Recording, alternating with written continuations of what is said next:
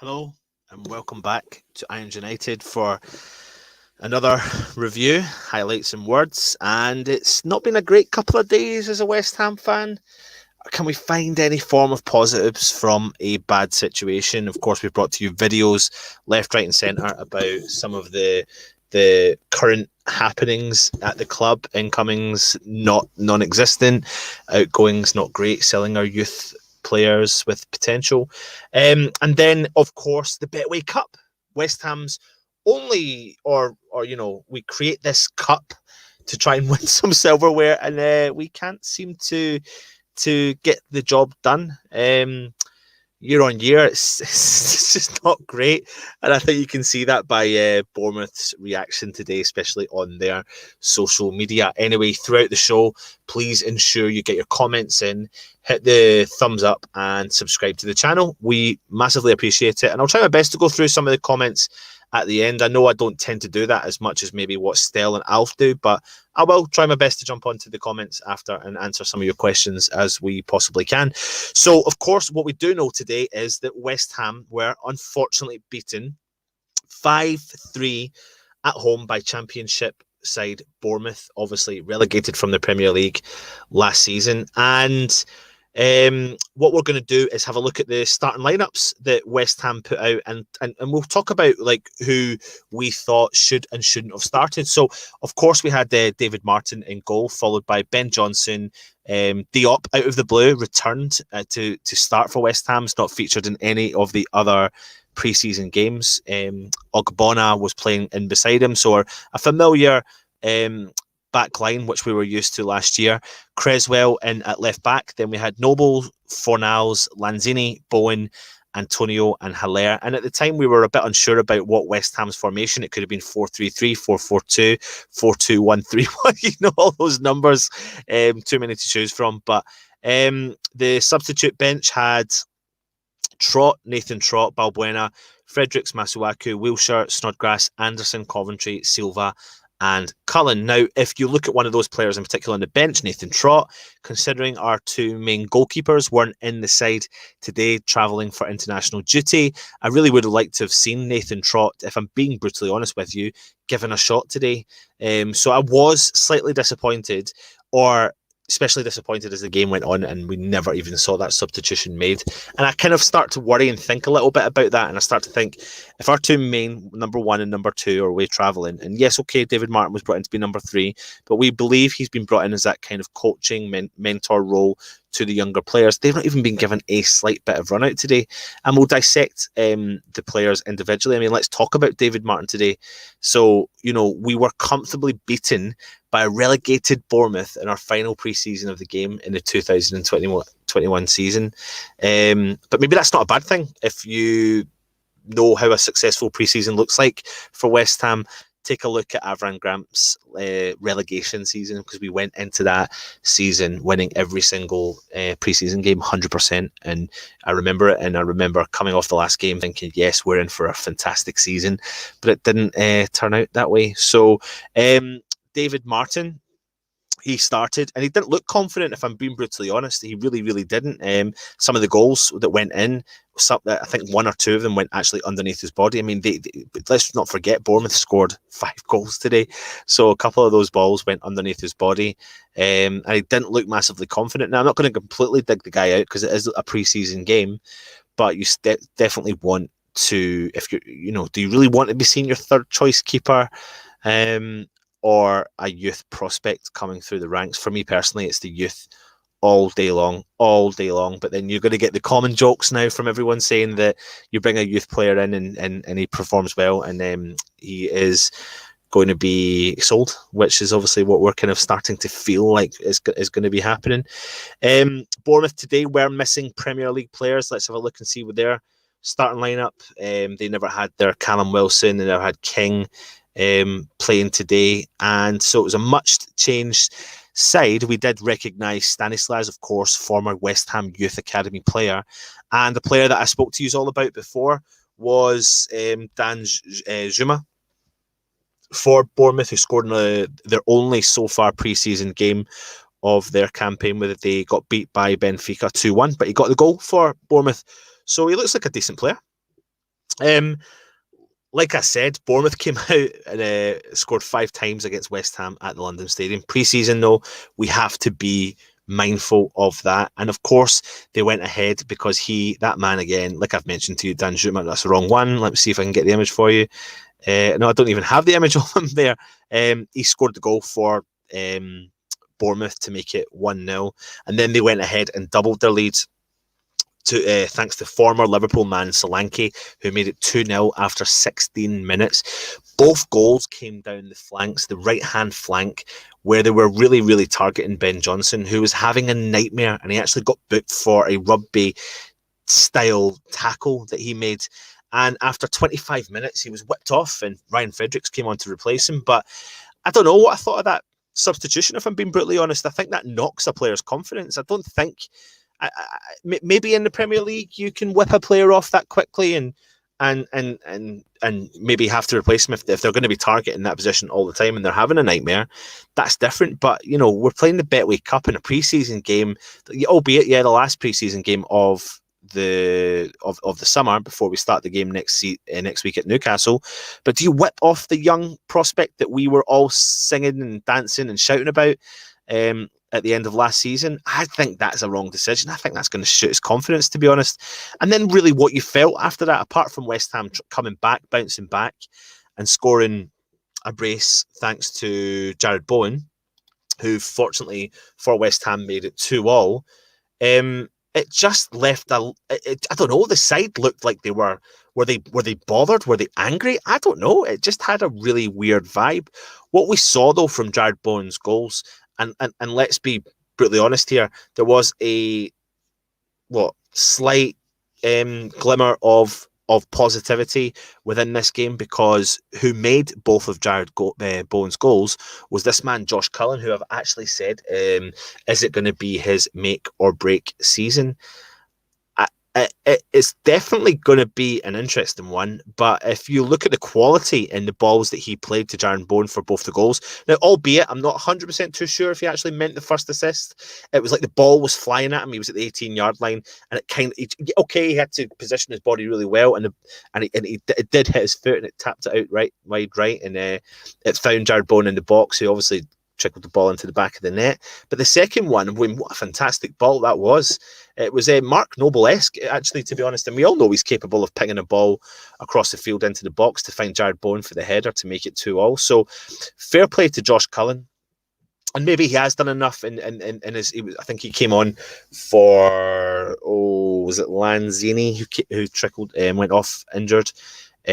So it gave Cullen about 75 minutes, which is definitely what West Ham fans want to see. What do you think? Do you think Cullen's got it to make it in the Premier League next year? I mean, Charlton are sniffing around him. They want him back desperately. They want to pay a permanent fee. They'll take him off our hands 100%. Do we really want to be getting rid of Cullen? I'm not so sure yet. I think it's too early. We need to have depth in our squad, and he definitely helps us add with that. So, what about Jared Bowen? I mean, the importance of him. I mean, he's been a fantastic signing for West Ham, and to be honest, without him, I mean, I think that's his 4th goal in pre-season.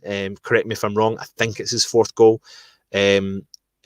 He's going to be such an influential player. We actually done a watch along or a match day live today, and one of the guys on the show we were jesting with him a little bit, but he said that I'd concede Bowen getting 10 goals, and then you start to look around the side and you think like, oh, I think I can see Souček getting double figures, etc. And then you think to yourself, God, there are goals in our side, and Jared Bowen is that sort of player that finds himself in the right place at the right time, but it's also so creative. So let me know your thoughts on Jared Bowen, but I think he's going to be massively important for West Ham next year. And, when you look at the West Ham media team, when the day before they sell Diangana, they're posting comments about Bowen and Diangana on the wings and who's looking forward to seeing in the next year. It's not fantastic, is it, to be honest? So I do think he is going to be really, really important for West Ham next year, and I really look forward to seeing what he is capable of doing, albeit what I will say to you is, in this game in particular, you definitely saw the holes that when you've got a player of the quality that Souček offers and you don't play him, you do see the holes that West Ham have. And what that happens is we don't have the full protection of the back line. And unfortunately, our back four are disastrous. I literally don't know if I can put it any other way. You've got you had Ben Johnson on the right, you had Creswell on the left, and you had Oggy and you had Diop. And I don't know how many times I'm going to say this to you, but centre half pairing, they're too similar. The two of them are too similar. Both of them, if step out at several occasions, and not the other one controls the other one. I read some reviews of the players, and someone was saying that they're both as bad as each other, to be honest. But it feels like Oggy carries the back four. I'll be honest with you, nobody carries anyone because they're all potentially performing awful. The ray of sun that we potentially shone upon West Ham's youth product when Ben Johnson was coming into the side, and then bang, he gets pulled off after 25 minutes today. His confidence is shot. Ryan Fredericks came on and nothing really to ram home about. And to be honest, Bournemouth still attacked down that right hand side because they saw a weakness, and that's exactly what they did. So for me, it's so integral that West Ham get that position filled as soon as we possibly can. And again, like I said today, and this is not me digging out Mark Noble or anyone else in there, but when Souček plays with Declan Rice and Mark Noble, you see that three triangle work perfectly to progress the side forward and actually shore up and help the defence, but also help moving forward. And I mean, all you can do is just look at the image here of Mr. Mark Noble, captain, especially. He looks hurt, actually. He looks really, really pissed off and just angry about the whole situation. And then, do you know what? If you're born and bred West Ham like he is and like we all are, then you can't help but think that he knows exactly what's going on inside the club. And we don't know what's going on inside the club. And you can't help but think that he starts to feel that, and you start to see that performance on the pitch. And there was that kind of sense of lackadaisical approach and maybe throwing themselves into tackles a little bit more. I mean, all the top owners of West Ham, Sully Gold, GSB were there today watching the game, and you just can't help but think that their performance was... I mean, I'm not saying they gave up today. I'm not remotely saying they gave up today, but you could probably just tell that they were angry and upset at the potential sale of Diangana. Sorry, not the potential, the sale of Diangana. So yeah, not really a great game today. But what happened was, after that, after 2-2, Dan Gosling, former Everton and Newcastle star, put Bournemouth back in the lead with a stunning effort after 58 minutes. And, after that, there was a flurry of like 12-minute chances where Bournemouth just absolutely destroyed West Ham. And David Martin literally couldn't do anything about it. They were banging in goals. They were curling shots over the top of David Martin and low shots, you name it, curling its top corner. And at that point, even like at that time that went by, I'd said to the guys in the shows, like, surely now we need to change up and bring on a young keeper or just change it all up a little bit more. But we weren't seeing those changes. And then eventually we did start to see the changes. We started to see Ogbonna come off the park. We started to see Noble came off the park and it was replaced. People like Wilshere got a run out. Antonio came off the park. Zandy Silva got a run out as well. So it's another opportunity to see another young player. But he had a chance as well in the game and he looked all right. He looked up for it. But still not enough, because when you had, say, Sebastian Haller and Antonio start today, I mean, Antonio was gutted, but we don't know if he's come off injured again. Lanzini's limped off injured. Antonio's potentially limped off injured. And how's that going to really affect our Premier League start, which is against Newcastle, guys, next week? Next week we start our Premier League season. It's just, I don't know. It's just leaving me really doubting myself, but equally I do need to remember that it is pre-season and it's not the end of the world and we're trying new things. And yes, okay, it's going to be the game where we play just before the season starts and we get to see the closest look to our lineup. But let's not forget, international players are out. This is Diop's first game back since his potential injury. We've still got Declan Rice to come back. We've still got Thomas Souček to come back, and we've still got Fabianski to come back. We have money albeit £18 million to spend, and we need to strengthen defence. And let's hope that the defender that comes in is a starter and can actually start to really make a difference in the back line. Now, I know you're all going to say the fullbacks, but normally 9 times out of 10, the two centre-backs are the ones that control that whole back line, and that's what we need. We need a strong, powerful, good reader of the game to come in the back line and actually shore it up. And if there's any money left over, go and get the fullback that you need. But I don't know how they're going to be able to afford a top-notch, top next-level quality centre-half that we're looking for. Tarkowski's never going to get him for 20 million because they've already got a valuation of about £50 million for him. Anyway, we did see Felipe Anderson come off the bench to score a goal today. Good corner from Snodgrass, which is good to see Snodgrass back again. And he found Anderson on the front post who headed the ball in the back of the net. So hopefully that'll do him the world of good. I mean, the rumour is that West Ham are trying to offload Anderson. I don't know how I feel about it, to be honest. I think there's still something there that I want him to still be wearing claret and blue for this up and coming season, because I think that we can't afford to lose many other players, to be honest. And I think it's not just because of that, but I do think he can offer us something if played in the right position.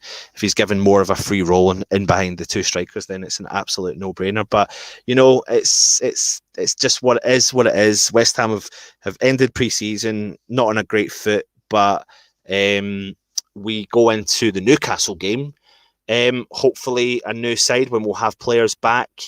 And yeah, we will hopefully see some changes, and we'll hopefully see at least one new face in the side who will hopefully start. And if it means that he has to go into the lower leagues and bring in a renowned player in the lower leagues, then so be it. That's exactly what he's going to have to do. Let's get into some of the comments. Like I said before we do it, make sure you subscribe, leave a comment, and hit the thumbs up. And what we'll do is we'll go through some of the comments in here. Luke, how are you? Luke was on the show with me today, so make sure you check it out and leave a comment for him there. So he's saying get Troy Deeney as soon as possible. Listen, guys, I mean, I know he's got history with West Ham, but I would absolutely take Troy Deeney in a heartbeat. But I think he's staying at Watford, and he's never going to leave Watford. Robert, hope you're well, mate. Good seeing you on the watch along. Thanks for tuning in. Really good to see you. Hi, Jamie. Hope you're well. Stell's on. If Deeney's your standard of a good player, then we are doomed. Stell, I think you are definitely looking at his history with West Ham.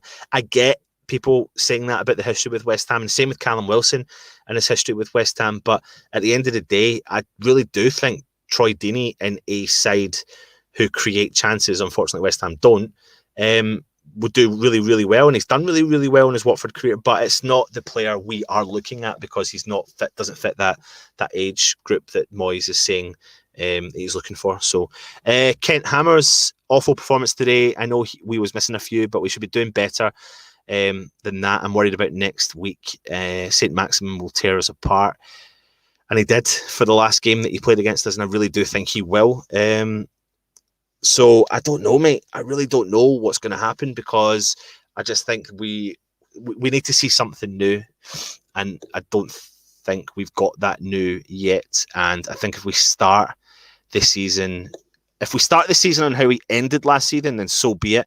But if we start with the exact same side that moves out into the new season, I don't think that's going to be. I think teams are going to clock what West Ham are doing and work their way around it, and that's maybe why the sale of Diangana, where, you know, he was unproven at Premier League level, but he was full of confidence. He was a youth prospect, could have really made a difference for us. Robert, we have you, Anton, for your positivity. Yeah, I'm not. Listen, I've got to remain reasonably positive for the show. I've got a really strong opinion. You know, I'd done a show last night, and I actually said, you know, not many people know, but I am completely bored out, and you know, maybe in the coming weeks we'll do an opinion show where I really get my voice out there, and we'll see what we'll do. English Yardie, why was Johnson taken off today? If I'm being brutally honest with you, mate, he had a total nightmare.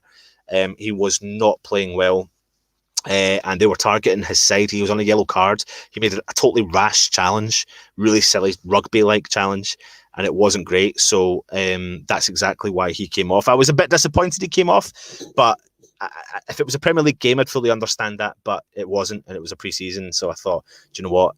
I think it's going to shoot his confidence, to be honest, and I don't think it's a great thing that West Ham did today. Kent, you're saying disappointed at Trot, didn't get any time today. 100%, mate. I'm completely in agreement with you. Don't understand the concept behind not giving him minutes at all, any minutes at all. Evening, Josh. Hope you are well. Thanks for tuning in. It was a poor result, but 2 of Bournemouth's goals were unstoppable, to be fair. Yes, they were, but they were also 2 of the goals that were unstoppable were giving the player space and time in the wrong positions. You know, the 2 particular goals you're talking about, Josh, if you re-watch the highlights of those 2 goals, you actually see the player receive the ball, look up, no one else around him, look down again and look up one more time before they hit the shot. It's too much time, especially to our standards, Premier League standards, against a Championship side or a side that struggled in the Premier League last year. So English, Yardy, Fredericks is the worst. Seen enough of him to say his... I'm not so against Fredericks. I don't think he's been great, but it's really tough. You know, we've got a West Ham side that have got inconsistency in team selections. You think about Frederick last year, between Fredericks, Zabaleta, Ngakia and Johnson, we got to see 4 right backs, and I don't really know the consistency there and how a player can get a chance really to try and shine. David Trillock, no skill, can't pass, can't defend. We've got this. Hold on, we've got. Oh, no skill, can't pass. If you can hear me, Mr. Guest, are you coming on? Yeah, he's coming on. Right, here we go. I'm going to bring in a guest for our review, and it's Alf. Hello. 10th best West Ham channel. Yay! Evening, boys. Evening. How are you, Alf, mate? I'm all right. Look, 5 minutes. That's all I can spare you. 5. That is fine, mate. That is fine. We're just going through some of the comments. I've given the review of the game. Did you watch any of the game today? I caught little bits and pieces. Funny enough, I was in the car and I was listening to the watch on. All right, cool, good, excellent. I was listening to you boys, so great job. Was the most exciting part of that watch along when Nigel decided to read the Facebook comments from the West Ham stream? For anyone that doesn't know, we had Nigel on today. We decided to read through the comments from the Facebook stream. It was hilarious. Honestly, you need to watch it. Yeah. But yeah, hello everybody in the chat. Hello everybody in the chat. I'll just say hello everybody. Yeah, Alf, today wasn't great, but I'm still trying to remind myself that it is pre-season, and it's not the end of the world. And you know, do we really want to end pre-season with 100% record? Because the last time that happened was under Avram Grant, and we know how that next season ended. Well, yeah, absolutely right. Look, I mean, it's so good to know that West Ham are on the verge of greatness, isn't it? We're just within touching distance of finding the perfect formula. Stable club, happy fan base, you know, social media channels all loving each other, you know, fans hugging each other, all that kind of stuff. You know, it's just like players just playing well. The club captain loving the owners, loving the club, agreeing with every decision that they've made. Oh, listen, amazing. See the transparency. Don't see the way you describe that. Flow. Don't interrupt me when I'm on a flow. I'm going to put an image up. Clarity. I'm going to put 2 images up. Where's the money? All that kind of stuff. Wouldn't it be so great? You know, the other clubs have that problem, not West Ham. No, we're golden. We're golden. We are golden. We keep our best players. We keep them. Alf, I'm going to put up a picture that describes your just bit of passion there right now. You ready? Go on then. Oh, no. It says it all, doesn't it? Hold on a minute. The next one. Oh, what do we do now? I don't know. Oh, no, not again. Boy, do you know what? I never said it. I know I feel sorry for Moyes. I do feel sorry for him. I feel sorry because, you know, no matter what he's trying to do, whether we agree with him or not, the problem is that it's almost like having the rug pulled from beneath him. That's what it is. And today, it almost seemed as if we were like that. We were in a team in disarray. You know, Do you think that the sale of Diangana, the tweets that came out last night from the players, do you think we saw that passion spill onto the pitch today? Yes, I think it definitely affected it. I think the whole club, us as fans, and the club, we're up in arms. You know, we're all over the place on this. Yeah, and that's the thing. Somebody's put in the comments, you know, there's the China TV deal has fallen through as well. Yeah, so money. Look, clubs are not going to be, you know, are going to lose a lot of money, and there's going to be stuff. So I know all clubs have to sell players to, you know, make money, you know, to keep the books turning over and to buy new players as well. Absolutely, it's no problem with that at all. And I fully agree with that. I fully support our club having to sell players to buy players. I understand that. But for Christ's sake, you don't sell better players to try and bring in other players. What's the point of that? That is not a growing club. That's not a club that's building for the future. That is a club that is still stuck in the dark ages. It's like I've been transported back 30 or 40 years. You know, because this is what we'd always do. That we'd have This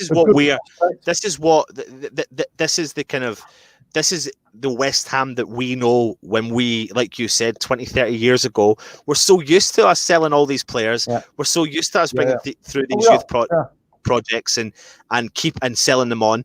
And at one point, you know, we went through that stage of changing that. And we were trying to change that. But it's never really changed. And it's just put us back in that situation where we've gone, are we really that club? Nigel was on the chat today and he said to us, you know, the reaction to Diangana leaving was as if Declan Rice had been sold to Chelsea for £30 million.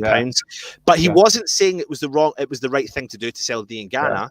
There was just a form of justification. We shouldn't be in the situation to be selling Diangana in the first place. Yeah. And that translates onto the pitch now.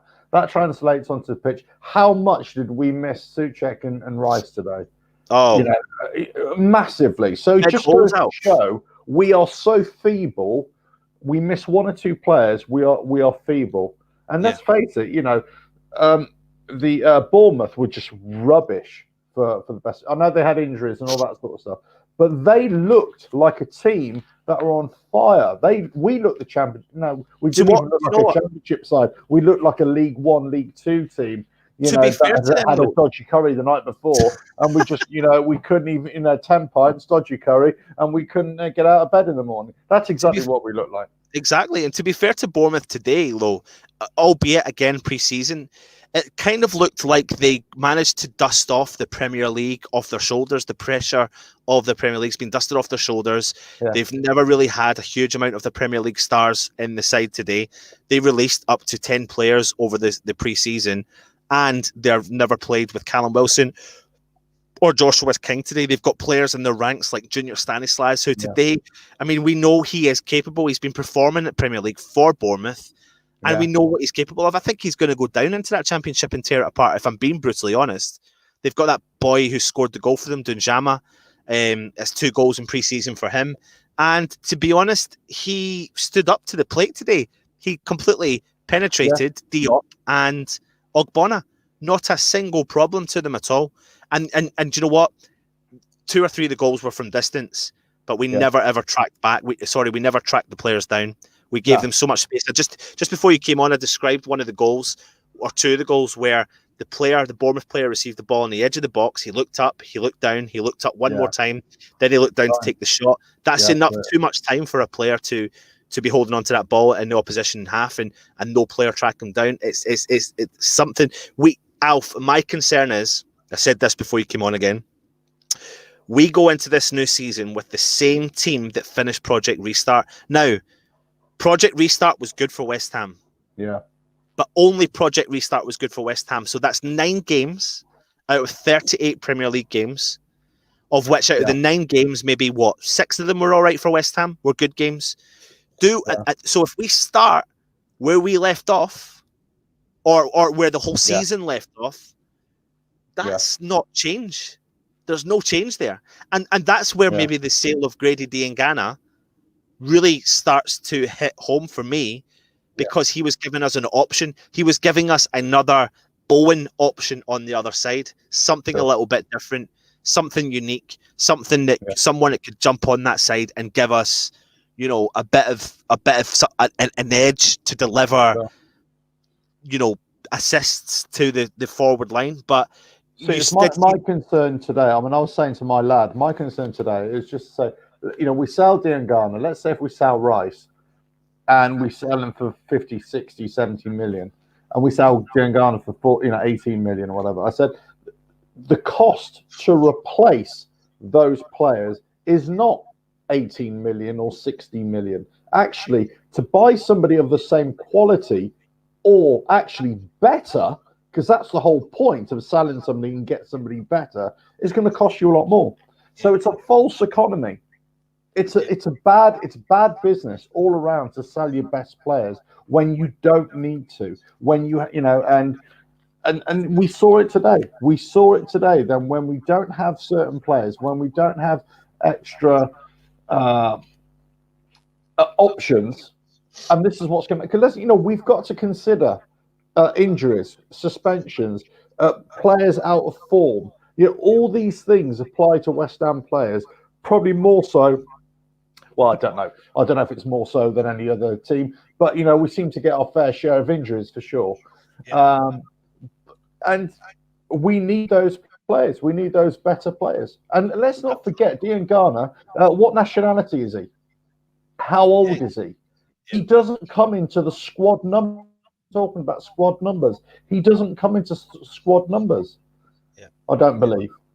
You know, so we could have him on the books, and he's a young kid, and we could have had him for at least another couple of years or whatever. That would have increased his value if he paid up. You know,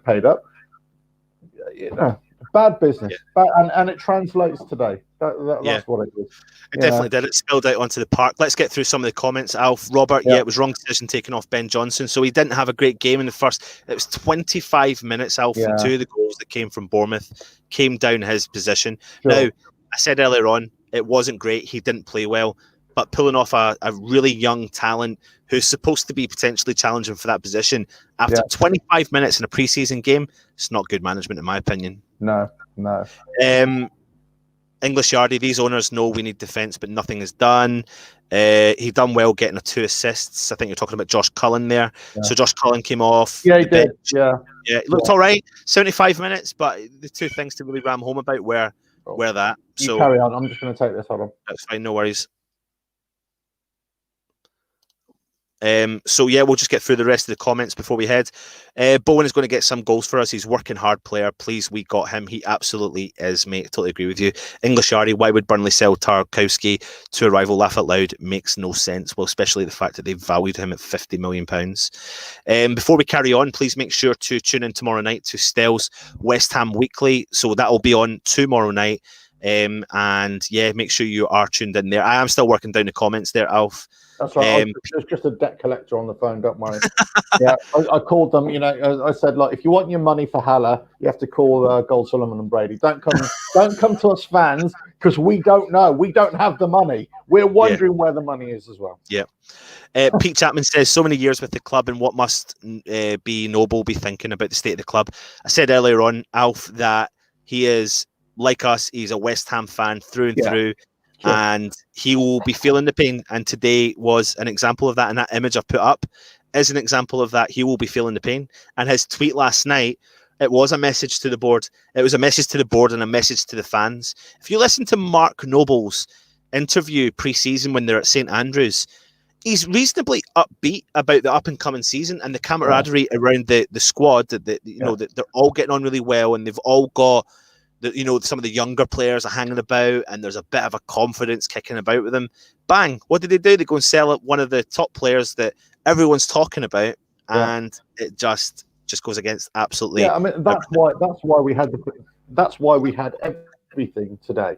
It's totally upset the squad. It's totally upset the camp. You know, and this is why you get a performance. This is why we're going to have performances at the start. You know, going into Newcastle, and we've got our first few games in the season, certainly into October. They're tough matches. I mean, they are tough. So we could be in trouble. I mean, it's interesting. You say about your pre-season predictions. Most seasons, I'm like one of those suckers who kind of say, yeah, big things this season, big things. Yeah, watch out, Man United, watch out, Man City. Here come the West Ham. I haven't got any of that this season. I've got to say, I feel quite down about our prospects, really, which is quite unusual. I'm usually very deluded at this stage. Well, maybe what? Maybe by feeling down, you might feel you might see the only way is up. It might be, if you're at rock bottom, then, the only way to look is up. And, I go into every season, Alf, quite optimistic. I'm struggling to be... Mate, we're not talking about my love life here. Yeah? Okay. I've lost a lot of the comments. I can't get some of them back. We're talking about West Ham here. We are Norwich. Moyes likes the Red Bull formula, but why sell Grady makes no sense. Yeah, I don't know. That's right. That formula is harnessing young talent. It's a joke. Absolutely right. Absolutely right. What about the joke? Not the joke. What about the kids? That's what we want to know. The good talent. Absolutely. Money. That's right. Everybody going on about money. We've got a lot of money being paid to wages. There's no doubt. This is my big issue with selling Diangana. We've got other players on reasonable money and big money. Get rid of those players that aren't really are not producing. Get rid of those players. Get rid of the fringe players by all means, but don't get rid of your potential. Reduce the wage bill. If it's a case of the money at the club is, there's no money in the club, then what's happening? What's happening with the club? You've got to ask these serious questions. And all this translates to the pitch. And it translated today. What's happening behind the scenes? What's happening with the money in the club? Where is that money being spent and how much money is going in? All this and that's why you get Nobes coming out yesterday, and do you know what Nobes is doing? He's thinking to himself, I'm a complete twat. Because I stood right on the centre circle at Upton Park at the last game of the season saying this club is not run like a circus anymore. Or whatever words he used, I can't remember. And he's thinking to himself, blimey, yes, it is. It is run like a circus. What the hell have we done? That's why he's come out like that. That's why, because he's asking the same questions of all about all of us. Yeah, I'm firing all the questions up. There's loads of questions here. There's questions that could make us go on for 10 different shows. Why have we got no money? Daniel's got one here. Plus, who we finding for Rice's quality of 30 grand a week? Yeah, that's exactly my point. That's exactly my point. The whole point of selling one of your quality players is that you buy one quality player who is better, or you buy 2 or 3 quality players for other positions. None of the maths on this works. None of the maths works. Yep. I'm trying to get some of the comments, but in the blue, are you what's this here? He's not. He's from Argentina. That's right. Yeah. No, mate. His name's No, it's not Argentina. You got the wrong one. It's Colombia. Colombia. I do love a bit of Colombia. Carlos Sanchez's long lost cousin. Oh yeah, I love Carlos Sanchez. Where'd he go? Where did you go, Carlos? I could burst into song now. Where have you gone, Carlos? I love you so much. What we do? Listen, I'm going to talk over him because he just goes off in tangents and sings. So if I don't talk over him, then we'll never. I'm only joking. You haven't seen my bike videos. Go on, I'm famous for it. Yeah, no. We are actually going to do a show, hopefully coming up soon, where there's been quite a lot of fans talking to us about why we have no money. I'm not going to go into it now, but we're going to bring on a couple of guests who will discuss the reasoning behind West Ham and our money situation, and it stems back a good few years of decision making that the club have made. But I'll give you a little bit of an insight. The fee that West Ham received from Diangana, which is what, £18 million up front, Alf? Yeah, that's the third largest fee we've received for a player in history. Yeah. So £18 million up front is the third largest fee we've received in history. Just go and look at Leicester City's players and the players they have sold. That's all you need to start looking at. Yeah. And you see the amount of someone wrote up there expenditure, incomings and outgoings. When one outweighs the other, then it's the wrong way around. Then there's a problem. So we're not going to go in depth about that. Okay, sorry, let me interrupt you. Even bigger problem for West Ham if that is the case, because other teams, other clubs, all other clubs have big overheads with their stadium, with the match day expenses. West Ham don't. So if we've got a problem like that, then it's even worse for West Ham. Yep. No matter if the owners inject a bit of cash, a few hundred, 20, 30 million, by selling shares or whatever, just to keep the thing rolling along. If they're having to do that, the whole point is that there's a problem in the finances, a massive problem. About the difference between the TV money that they're getting lots of revenue now from match day experiences, but also projections are now, because of season ticket renewals, lots of people are not going to be renewing, so there's a deficit there. You've got lots of players on high wages. It's as simple as that. It's not rocket science. And then you've also got the relationship between the ownership and the club, and how much the club owe the owners and everything like that. Yeah, that's where it all comes down to. And do you know what, Alf? There's a lot of questions in here asking about it, and I think I've got an idea for a show actually, and it probably involves bringing on a young West Ham fan who's got the questions that maybe people who know some of the answers and don't. But if we bring in a really, really young West Ham fan with a really, I don't want to say naive opinion, but don't know too much about the history, don't know too much about the money, also don't know a lot about finances of football clubs, etc. And we'll maybe bring in someone like Nigel who will sit and talk about and explain, the expenditure of the club. I kind of get it. It still annoys me to think that we can be in hindsight getting all this. We've got the stadium, it's all rent free, etc., and be so skint, but we are.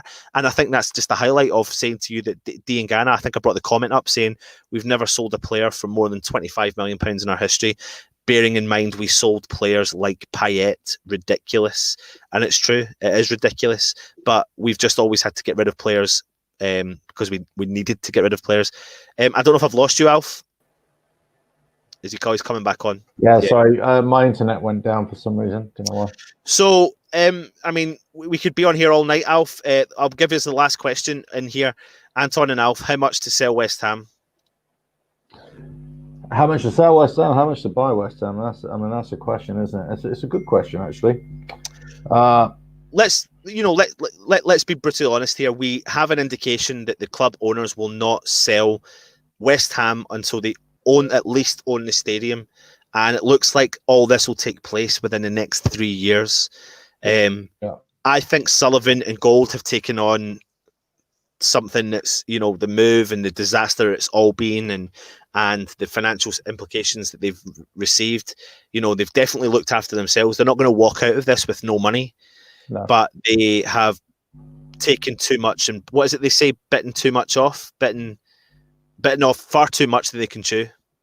And that's exactly what these guys have done. And yeah, I seen the rumours today saying that they want it to be sold for £800 million, but we're so far from that £800 million value. It's a joke. It's an £800 million club if they're a stable top eight club or top 10 club, without any risk of relegation every year, and who are attracting decent players. We are definitely an £800 million club, especially when we get the stadium. Yeah, we could be even more than that. We could be £1 billion club, but we're definitely not. We're nowhere near that. So we're probably looking. Probably at best right now we're a Newcastle. We're a 250, 350 £1 million club, absolute max. Yep. Absolutely. Listen, before we do go, Alf's bringing back the Grumbles and the Oi Oi. So for anyone that's not watched them before, Alf does shows related to his mood and the mood of West Ham. And if Alf's in a not so great mood, he brings you a West Ham grumble, and that's where he gets off and he grumbles till his heart's content.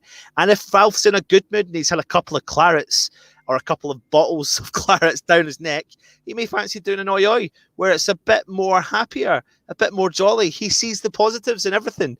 And every now and then he wants to give you a kind of straight up front opinion, right through the middle. He doesn't really know which way he wants to go. He'll bring you a confidential show. I think you're trying. The confidential is about when I really want to get to the heart of the issue, and I really want to bring you some insider information and all that kind of stuff. That's what confidential. That's what it is. You know what I mean? Keep an eye out for them. Those coming on this week, and also I know Alf, you're working on something else for a nighttime show, which I quite like the idea of, but we'll see how that works out as well. Have you seen this comment? I've got to put it up. I love it when people take throw rocks at me. Alf's been on the magic mushrooms when he does his oi oi. I'm sorry. What an outrageous slander that is. That's just disgraceful. I do the magic mushrooms when I do the grumble, not the oi oi. But and then of course tomorrow night Stell will be back with his West Ham Weekly, and then we'll come to you next week with a Newcastle preview, and we'll try and arrange a match day live as well. So what's happening with the Newcastle streams, by the way? The two streams. What's happening with the Newcastle stream? I haven't actually looked in to see what they're doing with the stream yet. I mean, I know we won't be able to put it on the channel, so you won't be able to watch the game on the channel, but I don't know where it's going to be shown yet, so we have to keep an eye on what's this week for the next couple of days. They've got to be shown it somewhere, you would have thought. Absolutely. Fingers crossed. Well, they will. They will. Because there's no fans there. They have to. Yeah. They've got to put it somewhere. Yeah. Do the usual. Subscribe. Hit the thumbs up. Comment, let us know your feedback, give us your feedback. Listen, I'm going to say something, I'm going to stress this. I'm going to stress this. I really want to stress this. There are a lot of people watching. There are thousands. There are thousands watching, Alf. Is there? See if you want to come on the show. Actually, I'm tasking at least 2 or 3 of you to get in contact with us and let us know when you want to come on the show, and we'll have a general chit chat with you. And we'll just do a bit of a call in, whatever. Just get in touch. And Alf, see that shake? See every movement that Alf makes? Think of the opposite movement. So this means yes. Please get in touch. We would like to see some of your faces on it as well. You're not welcome. You're not welcome. No, he's Alf. Welcome here. No. Oh, he's out. Before we go, don't forget all our other shows. Right, but listen, when you subscribe, this is really important. When you subscribe, okay, you got to hit that notification bell and turn on all the notifications. The reason I'm telling you this is because I'm planning to do a series of stealth live shows, and they're going to be called the Midnight Caller. Okay, so they could go out at any time of the day. I won't be advertising them. I'm just going to go on and people join us. And the only way you're going to know, if you watch on your phone, it will ping up on your phone saying we're going live. That's it. Like it. So, do it. Like Notifications, bell, thingy, whatever. See him there. Right there. His name's been Alf. I've been Anton. This is Irons United, the 3rd, 5th, and 8th and 10th best West Ham. I've thrown it away now. I've thrown it away on YouTube. Look at this, Alf. Look at this, Alf. Look. We're like one of those man versus food sandwiches. They just go up and up and up and up and up. All the other channels are right at the top, and we're right at the bottom. Yeah. But we love West Ham. That's what it's all about. Squashed by the pressure. That's what it is. Anyway, subscribe, like, and comment, and we will see you soon. He's been Alf, I've been Anton. Take it easy, and come on, you Irons. Have the faith, keep the faith. Come on, you Irons. Up the hammers.